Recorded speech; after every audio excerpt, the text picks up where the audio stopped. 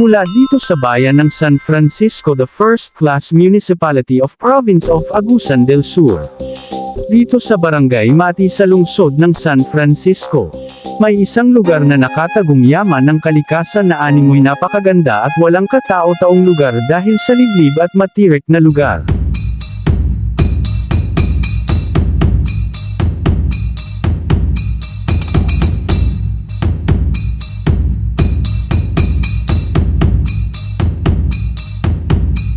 Para matagpuan ito, ay kailangan muna nating dumaan sa mabatong daan, at pahirapan pa sa biyahe dahil bukod sa mabatong lugar, at maputik, ay dadaan ka pa sa mga sapa na minsan ay malalim.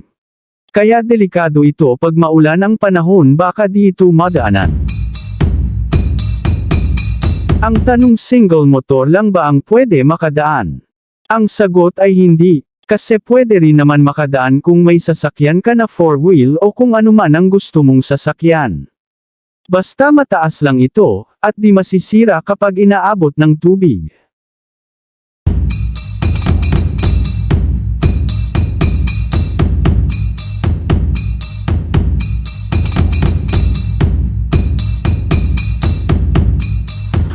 Kaya doble ingat sa pagpunta dito, dahil malayo at pahirapan ito kung magpapa-rescue ka, dahil bukod sa pahirapan ng daan, ay pahirapan din ang pagsagap ng malakas na signal.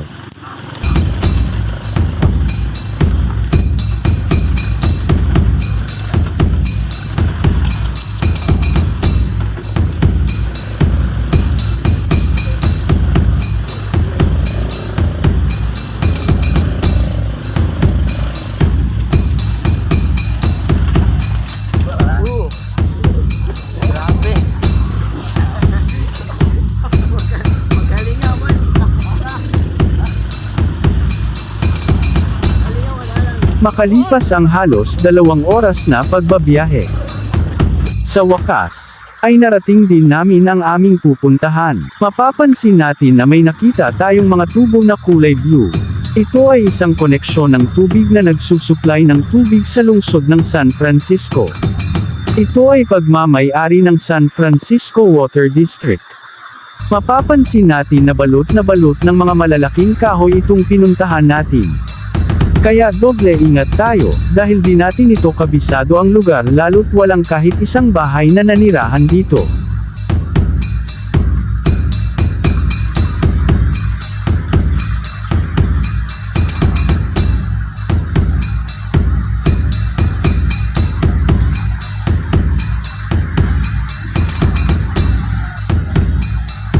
Bago man tayo paparoon sa ating destinasyon ay bubungad muna sa ating itong malaking kahoy na nakabagsak. Sa pagod na ating nilakbay ay bawing-bawi naman sa ganda ng kalikasan.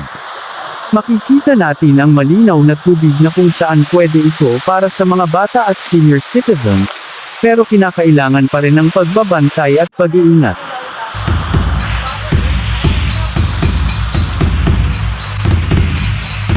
Sa bahaging ito, ay ang pangalawang palapag, na kung saan ang pinaka-attraction sa lahat ng nakapunta dito dahil sa sobrang linaw, at malamig, at preskong tubig, at tila sobrang lalim daw nito, dahil sa lahat ng nakapunta dito ay di pa raw ito napupuntahan ang pinaka-LLM ang parte nito kung gaano nga ba ito kalalim.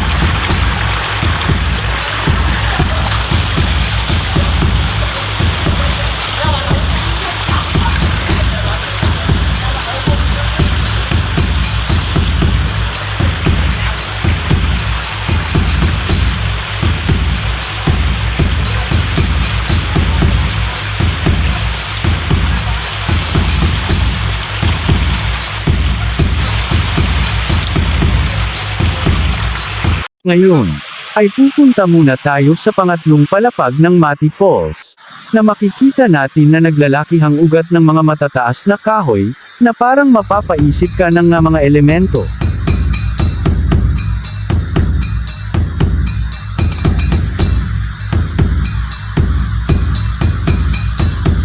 So ito na nga yung pangatlong palapag ng Mati Falls.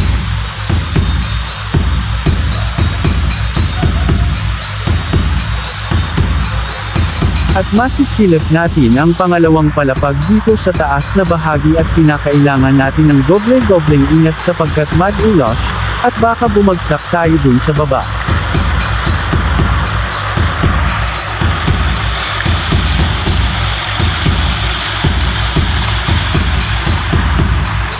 At ito na nga ang huling palapag o pang-apat na palapag ng Mati Falls.